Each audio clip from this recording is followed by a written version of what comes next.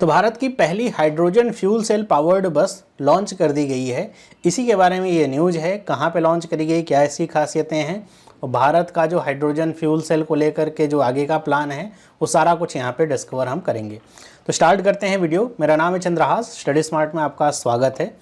तो ये जो भारत की पहली हाइड्रोजन फ्यूल सेल पावर्ड बस है, इसे लॉन्च किया गया है टाटा मोटर्स की तरफ से। जिसको ये लॉन्च किया गया, जिसको डिलीवर किया गया वो है Indian oil corporation limited, IOCL के नाम से जानते हैं। ये अपने आप की पहली तरह के हाइड्रोजन फ्यूल सेल पावर्ड बस है जो कि लॉन्च करी गई है। दो बसें हैं जिनको फ्लैग ऑफ किया गया। श्री हरदीप सिंह पुरी जो यूनियन मिनिस्टर हैं petroleum, natural gases and housing and urban affairs के, और श्री रामेश्वर तेली जो कि यूनियन मिनिस्टर हैं, स्टेट मिनिस्टर ऑफ स्टेट हैं petroleum, natural gases, labour and employment के। तो इन दोनों लोगों ने इनको फ्लैग ऑफ किया, दो बसेस को। IOCL को ये डिलीवर हुई हैं क्योंकि जो टाटा मोटर्स है उसको जून 2021 में IOCL की तरफ से 15 इस तरह की FCEV जो बसेज हैं, इनका जो कॉन्ट्रैक्ट है या जो टेंडर है ये प्राप्त हुआ था। तो उसी का ये शुरुआत हुई है, पहली दो बसें यहाँ पे डिलीवर करी गई हैं। इसमें जो टेक्नोलॉजी यूज़ हो रही है वो बहुत खास है। Advance hydrogen based proton exchange membrane fuel cell technology का प्रयोग किया जा रहा है। इसीलिए इसे कहा जा रहा है कि अपने आप में पहली तरह की हाइड्रोजन फ्यूल सेल्ड जो पावर्ड बस है ये मानी जा रही है। अगर हम बात करें यहाँ पे ये बस की खासियत क्या है, तो बस आपकी नॉर्मल जैसे बस होती है वैसी ही बस है। 12 मीटर लंबी बस है जिसमें लगभग 35 पैसेंजर्स के बैठने की जगह है। एक लो फ्लोर डिज़ाइन की बस है और इस बस में 350 बार हाइड्रोजन स्टोरेज सिस्टम है और 70 किलोवाट फ्यूल सेल स्टैक यहाँ पे रखा गया है।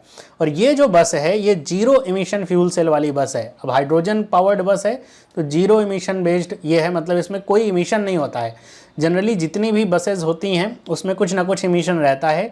हाइड्रोजन वाली जो बसें रहती हैं उनमें कोई भी इमिशन नहीं होता है, जो कि भारत के लिए और दुनिया के लिए भी काफ़ी अच्छी खबर है, क्योंकि सारे देश लगभग जीरो कार्बन इमिशन की तरफ ही बढ़ रहे हैं। सबके अपने अपने टारगेट हैं और भारत को भी इस तरह के टारगेट को मीट करना है, तो इस तरह के जो सिस्टम है उनको यहाँ पे लाना पड़ेगा और वही यहाँ पे शुरुआत हो चुकी है। अब यहाँ पे बात होती है, जैसे एक होती है बैटरी पावर्ड आपकी बसेज होती हैं। बैटरी पावर्ड बसेज में आपकी बैटरी इस्तेमाल होती है, लिथियम आयन बैटरी होती है जिनको चार्ज करना पड़ता है। और हम कई बार ये देखते हैं कि लिथियम आयन बैटरीज़ को चार्ज करने के लिए जनरेटर का प्रयोग कर दिया जाता है, तो फिर उसमें जो इमिशन रोकने का प्रयास है वो तो फिर एकदम ना के बराबर ही दिखता है। साथ ही साथ हाइड्रोजन पावर्ड जो बसेस होती हैं इनको फिलअप करना काफ़ी आसान होता है। जैसे आप बैटरी पावर्ड है, आप बहुत फास्ट चार्जिंग भी लगाएंगे तो आधे घंटे 45 मिनट 1 घंटे कम से कम लगेंगे बैटरी को चार्ज होने में। हाइड्रोजन सेल के साथ ये दिक्कत नहीं होती, आपको यहाँ पे रिप्लेस करना पड़ता है, उसको फिलअप करना पड़ता है। तो बहुत आसानी से इनको बहुत तेज़ी के साथ फिलअप किया जा सकता है, जैसे पेट्रोल और डीजल भराया जाता है कुछ उसी तरीके से। तो यहाँ पे जो समय का वेस्ट होता है वो भी यहाँ पे नहीं होता है। भारत ने हाइड्रोजन या कह सकते हैं जो ग्रीन हाइड्रोजन है इसको अपनाने के लिए, ताकि नेट जीरो जो भारत का टारगेट है वो अचीव हो सके, इसके लिए नेशनल ग्रीन हाइड्रोजन मिशन जो है उसकी शुरुआत करी थी पिछले साल। तो ये जो 4 जनवरी 2022 को अनाउंस किया गया था, इसके ऊपर भी उस समय मैंने वीडियो बनाई थी, नेशनल ग्रीन हाइड्रोजन मिशन।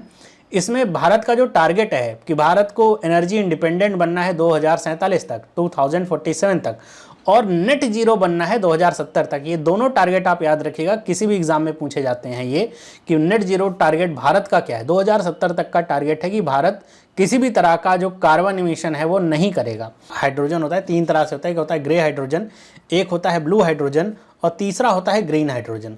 तो ग्रे हाइड्रोजन वो होता है जो कोल वगैरह से निष्कासित किया जाता है, और जो ब्लू हाइड्रोजन होता है वो जो नेचुरल गैसेज या फिर जो कोयला वगैरह होता है उसको गैसिफिकेशन करके निकाला जाता है, ब्लू हाइड्रोजन होता है। ग्रीन हाइड्रोजन होता है जो वाटर के इलेक्ट्रोलिसिस से बनता है, तो उसको कहा जाता है ग्रीन हाइड्रोजन, जिसमें कोई इमिशन वगैरह ऐसा नहीं होता है। तो ये जो ग्रीन हाइड्रोजन मिशन है यहाँ पे बताया जा रहा है, hydrogen can be utilise for long duration storage for renewable energy, replacement of fossil fuels in industry, clean transportation, potentially also for decentralise power generation, aviation, marine transport. मतलब ये जो ग्रीन हाइड्रोजन का भारत का प्लान है या फिर ये mission का जो आगे का विज़न है कि ग्रीन हाइड्रोजन का प्रयोग करके जो फॉसिल फ्यूल है इसको पूरी तरीके से ख़त्म करना, डिपेंडेंस यहाँ पे, क्लीन ट्रांसपोर्टेशन होगा, किसी भी तरह का एमिशन नहीं होगा, जो डिसेंट्रलाइज पावर जनरेशन भी इससे किया जाएगा, साथ ही साथ एविएशन और मरीन ट्रांसपोर्ट में भी ग्रीन हाइड्रोजन का प्रयोग किया जा सकता है।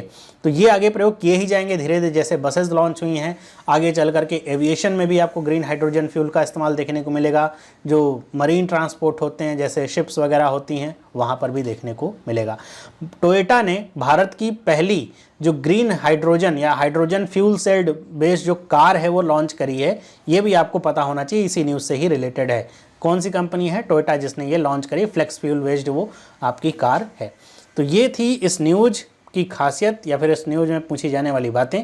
बहुत इंपॉर्टेंट इस तरह की न्यूज़ होती हैं, आगे चल कर के एग्ज़ाम में पूछी जाती हैं, जैसे किस कंपनी को डिलीवर किया है, क्या खासियत है इनकी, कौन सी टेक्नोलॉजी का इस्तेमाल किया गया, प्रोटॉन एक्सचेंज मेम्ब्रेन।